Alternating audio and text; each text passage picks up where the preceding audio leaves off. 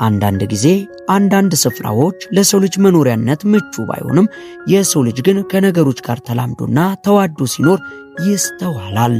ታዲያ እኛም በዛሬው ጉብኝታችን ለሰው ልጅ ምቹ ያልሆኑ ከተሞችንና ቦታዎችን ልናስቃኛችሁ ነውና አብራችሁን ቆዩ። 14ኛ ፓግፓግ ፊሊፒንስ። ጉብኝታችን የፊሊፒንሷ ምድር ወደ ሆነችው ማኒላ እናደርግና ቶንዶ ተብላ ወደምትጠራው ሰፊ የድሆች መንደር ጎራ ብንል አንድ ለዓይንም ለጆሮም ግርም የሚልና የሰው ልጅን የፍርቱና ጥግ የምናይበት ስፍራን እንመልከት። በዚህ ስፍራ ላይ በየቀኑ የብዙሃንን ጉሮሮ የሚደፍን የብዙሃንን ራብ የሚያስታግስ አንድ ፓግፓግ እያሉ የሚጠሩት የአካባቢውን ሰው ቀጥ አድርጎ የያዘ ምግብ ያለ ሲሆን ታዲያ የሚያስገርመው የሰው ልጅ ምግብ መብላቱ ሳይሆን በዚህ ስፍራ ላይ የሚበላው ይህ ፓግፓግ እያሉ የሚጠሩት ተወዳጅ ምግባቸው ከመላው የማኒላ ከተማ ተሰባስቦ የሚመጣ የቆሻሻ ክምችት ውስጥ የሚገኝ ምግብ መሆኑ ነው። አንዳንድ ጥናቶች እንደሚያሳዩት ከሆነ በየዓመቱ ከ1 ቢሊዮን ቶን በላይ ያልተበላሹ ምግቦች በዓለም ዙሪያ ወደ ቆሻሻ የሚጣሉ ሲሆን ይህም በብዙ ሚሊዮን የሚቆጠር የዓለም ሕዝብ በምግብ እጥረት በሚሰቃይበት ዓለም ላይ እጅግ አስደንጋጭና አሳዛኝ መረጃ ነው። በማኒላዋ ቶንዶም በተመሳሳይ መልኩ ለብዙዎቻችን ተረፈ ምርት ተብለው የሚናቀውና የሚጣለው ምግብ በሺዎች ለሚቆጠሩ ሰዎች የዕለት ጉርስ ሆኖ እያገለገለ ያለ ሲሆን ፓግፓግ ማለት እንደ KFCና ማክዶናልድ ከመሳሰሉት ትላልቅ የምግብ ተቋማት የተጣሉ ተረፈ ምርቶች መገኛ ስፍራ ሲሆን በተለይም የዶሮ ስጋ ቅሪቶች ከቆሻሻ ገንዳዎች ተለቅመው ታጥበውና እንደገና በስለው ለምግብነት የሚቀርቡ ምግቦች የሚገኝበት ስፍራ ነው። ፓግፓግ የቶንዶ ትልቁ የድሆች ሰፈር ባህላዊና ተወዳጅ ምግብ ሲሆን ብዙዎችም ይወዱታል። ዋነኛ ምክንያቱ ደግሞ እጅግ ዝቅተኛ በሆነ ዋጋ መገኘቱና እንደነሱ አባባል ጣፋጭ መሆኑ ሲሆን ታዲያ ምናልባት ይህንን ስንሰማ ለመቀበል ትንሽ ቢከብደንም ነገር ግን ይህ ለእነዚህ ሰዎች የዕለት ተዕለት እውነታቸው ነው። የፓግፓግ ዝግጅት የሚጀምረው ገና ጎህ ሳትቀድ በማለዳው ሲሆን ቆሻሻ ለቃሚዎች የሁል ጊዜ ስራቸው ነውና ጠዋት በማለዳ የመሰብሰቢያ ዕቃቸውን ይዘው እነዚህ ምግቦች ይገኙበታል ብለው ወደሚያስቡት ቦታ ይሰማራሉ። አንዳንዴም እጅግ በሚዘገንን መልኩ ከፍሳሽ ማስወገጃ ቦዮች ውስጥ እንኳን ሳይቀር የተረፈ ምግብ ለማግኘት ሲታትሩ ከቆዩ በኋላ እድል ከቀናቸው በርከት ያለ ተረፈ ምርት ሰብስበው ይመለሳሉ። በቶንዶ ውስጥ የፓግፓግ ንግሥት ተብላ የምትታወቅ ኤቭሊን የምትባል ሴት ያለች ሲሆን የእሷ ፓግፓግ ከሁሉም የበለጠ ተወዳጅ እንደሆነ በአካባቢው ይነገራል። የኤቭሊን የፓግፓግ አዘገጃጀትም የተለቀመውን ምግብ 3 ጊዜ በሙቅ ውሃ አጥባ ከቆሻሻና ወረቀት ታጸዳለች። ከዛም ቅመማ ቅመም ጨምራ አጣፍጣ ትሰራለች። ኤቭሊን ይህንን ስራ የጀመረችው ደንበኞቿ የተለመዱ ምግቦችን መግዛት ባለመቻላቸው እንደሆነ ትናገራለች። 13ኛ ያንጂን ዩናን ግዛት ቻይና። በቻይና ዩናን ግዛት የምትገኘው ያንጂን በሃንግ ወንዝ ዳርቻ ላይ በመገንባቷ እጅግ ጠባብ የሆነችና የተጨናነቀች ከተማ ስትሆን ያንጂን 450 ሺህ ነዋሪዎች ያሏትና ነዋሪዎቿም በ3 ማይል ርዝመት ባለው ጠባብ ቦታ ላይ በተገነቡ ረዣዥም ሕንፃዎች ውስጥ ተጨናንቀው የሚኖሩ ሕዝቦች ናቸው።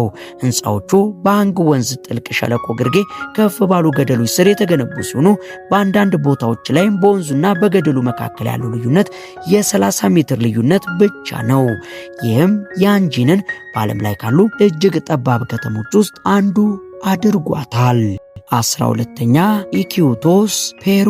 በፔሩ የምትገኘው ኢኪቶስ በአማዞን ደን መሃል የምትገኝ በመሆኗ ለቱሪስቶች ከፍተኛ ጥንቃቄን የምትጠይቅ ከተማ ስትሆን ኢኪቶስ ለመሄድ ያሰበ ማንኛውም ሰው ፕሌን መጠቀም ወይንም ደግሞ የ5 ቀን የጀልባ ጉዞ ማድረግ ግድ የሚለው ሲሆን የእግርም ሆነ የመኪና ምንም አይነት መንገድ የላትም።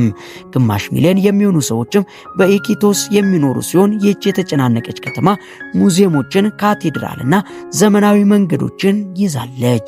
በኢታያ ወንዝ ዳርቻ ሎወር ባሊን የተባለ ሰፈር የሚገኝ ሲሆን መኖሪያ ቤቶቹና ገበያዎቹ ከእንጨት ከዘንባባ ቅጠልና ከቆርቆሮ የተሰሩ ናቸው። በዝናብ ወቅት የውሃው መጠን ከፍ ሲል ወንዙ የሚሞላ ሲሆን ይህም መንደሯን ወደ የአማዞን እምብርት ያስመስላታል። 11ኛ ቺቪታ ዲ ጣሊያን። በጣሊያን ላዚዮ ከፍታ ላይ የምትገኘው ቺቪታ ዲ የተባለች የምትጠራው ይህች በመካከለኛው ዘመን የተቆረቆረች ከተማ ከ427 ሜትር በላይ ከፍታ ባለው የእሳተ ገሞራ ድንጋይ ላይ የተገነባች ሲሆን ከተማዋ ወደዚህ ከደመና ወደምትገኝ ስፍራ ለመድረስም ብቸኛው መንገድም 300 ሜትር ርዝመት ያለው የእግር ድልድይ ሲሆን የተራራው የላይኛው ክፍል ታፍ ከሚባል የእሳተ ገሞራ አመድ የተሰራ ለስላሳ ድንጋይ ሲሆን ቦታው ለአፈር መሸርሸር እጅግ የተጋለጠ ነው። በመሆኑም ይህች ከተማ ቀስ በቀስ እየተሸረሸረች በመምጣቷ የምትሞት ከተማ እያሉ በጣሊያንኛ ይጠሯታል። 10ኛ አኦጋሺማ ጃፓን። አኦጋሺማ መንደር የምትገኘው ከዋና ከተማዋ ቶኪዮ 354 ኪሎ ሜትር ርቀት ላይ ባለ እሳተ ገሞራ ስፍራ ላይ ሲሆን የአኦጋሺማ የእሳተ ገሞራ የመንደሯን 200 ነዋሪዎችና ማሩያማ የሚባል ሌላ ትንንሽ እሳተ ገሞራዎችን በውስጡ የያዘ ስፍራ ሲሆን ነዋሪዎቿም ዛሬ ፈንዳ ነገ በማይታወቅ አደገኛ የእሳተ ገሞራ ስፍራ ላይ በድፍረት ኑሯቸውን አድርገዋል። ከዚህ በተጨማሪም የአካባቢው ነዋሪዎች የኢንተርኔትና የስልክ ግንኙነት ባለመኖሩ ከሌላው ዓለም ጋር የተቆራረጡ ሲሆን አኦጋሺማ ለመጨረሻ ጊዜ ፈነዳው በ1785 ዓ.ም እንደሆነና በሰዓቱም 140 ያህል ሰዎችን ሕይወት እንደቀጠፈ መረጃዎች ይጠቁማሉ። 9ኛ ማኮኮ ሌጎስ ናይጄሪያ። በናይጄሪያ ሎጎስ ከተማ ዳርቻ የምትገኘው ማኮኮ የተሰኘ ስፍራ ከፊል በውሃ ላይ የምትንሳፈፍ አስገራሚ መንደር ስትሆን አብዛኛዎቹ መኖሪያ ቤቶች በጠንካራ የእንጨት ምሰሶዎች ላይ በውሃ ላይ የተገነቡ ናቸው። ከቆሻሻና ከተበከለ ውሃ የተነሳ እንዳይፈርሱ እንዲረዳቸው መሆኑ ሲሆን በዚህ ስፍራ ላይም ከ250 ሺህ በላይ የሚገመቱ ሰዎች እንዲህ ባለው መልኩ በአንድ ስፍራ ላይ ተጠቅጥቀው የሚኖሩ ሲሆን ኑሯቸውንም በጀልባና ከባህሩ ላይ አሳ በማጥመድ ያሳልፋሉ። የመንደሩ ነዋሪዎችም በቂ ኤሌክትሪክና የንጽህና አገልግሎት ለማግኘት ስለሚቸገሩ ለተለያዩ ችግሮች የሚጋለጡ ሲሆን በተለይም የእናቶችና ሕፃናት ሞት መጠን እጅግ ከፍተኛ ነው። የሀገሬው መንግስት ነዋሪዎቹን ከዚህ አደገኛ ስፍራ አውጥቶ ወደ ተሻለ ቦታ ለማዘዋወር ሞክሮ የነበረ ቢሆንም አሳ የማጥመድ ቢዝነስ የተመቻቸው የመንደሩ ነዋሪዎች ግን መኖሪያችንን ለቀን ወዴትም አንሂድም ብለው ወይ ፍንክች ብለዋል። 8ኛ ኖርሊስክ ሩሲያ። ኖርሊስክ በሩሲያ የምትገኝ እጅግ ገለልተኛ ከተማ ስትሆን ከሰሜን ሩሲያ ወሰን 402 ኪሎ ሜትር ርቀት ላይ ትገኛለች። በክረምት ወቅት የቅዝቃዜ መጠኗ በአማካኝ እስከ -31 ዲግሪ ሴልሺየስ የሚደርስ ሲሆን አየሯም ከፍተኛ መጠን ባለው የመርዛማ ጋዞች ክምችት የተሞላ ነው። ኖርሊስክ በ1920ዎቹ የተገነባቸው እንደ ኒኬል፣ መዳብና ኮባልት ያሉ የበለጸጉ የማዕድን ክምችቶች ላይ በመሆኑ በዓለም ላይ ትልቁ የከባድ ብረታ ብረት ማቅለጫ ማዕከል እንድትሆን አድርጓታል። ይህ የማዕድን ማቅለጡ ሂደት ሰልፈር ዳይኦክሳይድ የተባለ እጅግ አሲዳማ ጋዝ እንዲለቀቅ የሚያደርግ ሲሆን ይህም አየሩን በመበከል ጭጋግ፣ አሲዳማ ዝናብና መርዛማ ደመናዎች እንዲፈጠሩ ያደርጋል።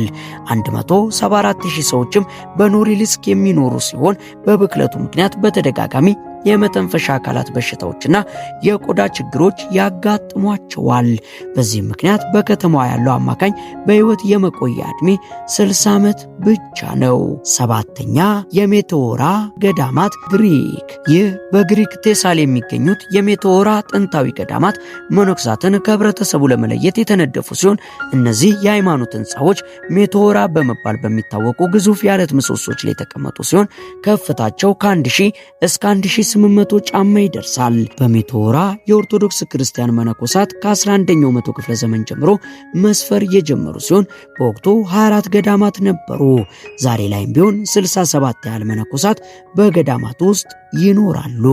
6ኛ ፍሮንግና ሻፍሃውዘን በፏፏቴ ላይ የተገነቡ ከተሞች። በቻይና ሁናን ግዛት የምትገኘው ፍሮንግ ከተማ ህንፃዎቿና መኖሪያ ቤቶቿ በቀጥታ በላዩ ላይ የተገነቡበት ፏፏቴ ያላት ሲሆን በስዊዘርላንድ የምትገኘው ሻፍሃውዘን ከተማ ደግሞ በአውሮፓ ትላልቅ ፏፏቴዎች ከሚባሉት አንዱ በሆነው የራይን ፏፏቴ ዳርቻ ላይ የምትገኝ ሲሆን ሁለቱም ከተሞች በዝናብ ወቅት ለከፍተኛ ጎርፍ ተጋላጭ ናቸው። 5ኛ አመዲ ሰሜን ኢራቅ። የአመዲ ከተማ በሰሜን ኢራቅ በምትገኝ ተራራማ ቦታ ላይ ከ1400 ጫማ ከፍታ ላይ የምትገኝ ስትሆን ከፍታዋና ጠንካራ ግንቦቿ ከወረራዎች ለመከላከል ምቹ ምሽግ እንድትሆን አድርጓት ነበር። በ3000 ዓመት ታሪኳ በዓለም ላይ ካሉ ጥንታዊ ከተሞች አንዷ ስትሆን የተመሰረተችው በ9ኛው መቶ ክፍለ ዘመን ከክርስቶስ ልደት በፊት በአሦራውያን ግዛት ስር ነበር። ዛሬ የኢራቅ አካል ሆና 11000 የሚሆኑ ሰዎች ከ1 ካሬ ኪሎ ሜትር በማይበልጥ ቦታ ላይ አብቃቅታ ታኖራለች። አራተኛ ካፖዶቂያ ቱርክ። በቱርክ ጥንታዊቷ የካፖዶቂያ ክልል ሰዎች ለሺህ ዓመታት ከመሬት በታች ዋሻዎችን ቀደው ኖረዋል። እነዚህ ፉይሪ ቼሚኒ በመባል የሚታወቁት ረዣዥም የዓለት ምሰሶች የምትታወቀው ይህች ከተማ ሂታይትስ የሚባሉ ጥንታዊ ስልጣኔዎች ባለቤት እንደነበረች ይታመናል። እነሱ መኖሪያ ቤቶችን ፈልፍለው ጥቃት ሲደርስባቸው ደግሞ ከወራሪዎች ለመደበቅ ከመሬት በታች ዋሻዎችን ያዘጋጁ ሲሆን ይህም ዴሪንኩ የተባለ ግዙፍ ሰው ሰራሽ ዋሻ መረብ እንዲፈጠር አድርጓል። ይህ መረብ 11 ደረጃዎች ጥልቀት ያለው 600 መግቢያዎች ያሉትና እስከ 20,000 ሰዎችን ማስተናገድ የሚችል ነው። ሶስተኛ ካስቴልፎሊት ዴላሮካ ካታሎኒያ ስፔን። ካስቴልፎሊት ዴላሮካ በጂሮና ካታሎኒያ የምትገኝ አስደናቂ ከተማ ስትሆን 164 ጫማ ከፍታ ባለው ጠባብ ገደል ላይ ትገኛለች። ሕንፃዎቹ በአደገኛ ሁኔታ ከገደሉ ዳርቻ የቀረቡ ሲሆን ገደሉ ራሱ ከእሳተ ገሞራ አለት የተሰራና በፍሉቪያና ቶሮኔል ወንዞች ቀስ በቀስ ተሸርሽሮ የተፈጠረ ነው። ከተማዋ በ11ኛውና በ13ኛው መቶ ክፍለ ዘመን መካከል እንደተገነባች የሚታመን ሲሆን የተንጠለጠለች ከተማ በመባል ትታወቃለች። ገደሉ አሁንም በተፈጥሮ ኃይሎች እየተሸረሸረ ሲሆን ለድንጋይ መደርመስ ይበልጥ የተጋለጠ ሆኗል። ሁለተኛ ጄምስ ታውን ሴንት ሄሌና። ሴንት ሄሌና ከአፍሪካ 1200 ማይል ርቀት ላይ የምትገኝ ገለልተኛ ደሴት ስትሆን ትልቋ ከተማዋ ጄምስ ታውን ትባላለች። 629 ነዋሪዎቿ በሙሉ በሁለት ቁልቁል ገደሎች መካከል ባለ ውብ ሸለቆ ውስጥ የሚኖሩ ሲሆን የደሴቲቱ አውሮፕላን ማረፊያ የተገነባው በ2015 ዓ.ም ብቻ ነው። የፈረንሳዩ ጀነራል ናፖሊዮን ቦናፓርት በ1815 ዓ.ም በዋተርሎ ጦርነት ከተሸነፈ በኋላ በዚች ደሴት ታስሮ የመጨረሻዎቹን 6 የህይወት ዓመታት አሳልፏል። አንደኛ ሮንዳ ስፔን የገደልና የወንበዴዎች ከተማ። ሮንዳ ከባህር ጠለል በላይ በ2300 ጫማ ወይንም 700 ሜትር ከፍታ ላይ የምትገኝ ሲሆን ኤልታሆ በተባለ ግዙፍ ገደል ላይ ተቀምጣለች። ፑንቴኑዌቮ የተባለው ድልድይ የከተማዋን ሁለት ግማሾችን የሚያገናኝ ሲሆን ቀደም ባሉት ጊዜያት የከተማዋ የመከላከያ ግንቦቿና ገደሏ ጠቃሚ ምሽግ አድርጓት ነበር። ነገር ግን ገለልተኛ አቀማመጧ በሮንዳ የሚያልፉ ተጓዦች ለወንበዴዎች ጥቃት እንዲጋለጡ አድርጓቸዋል።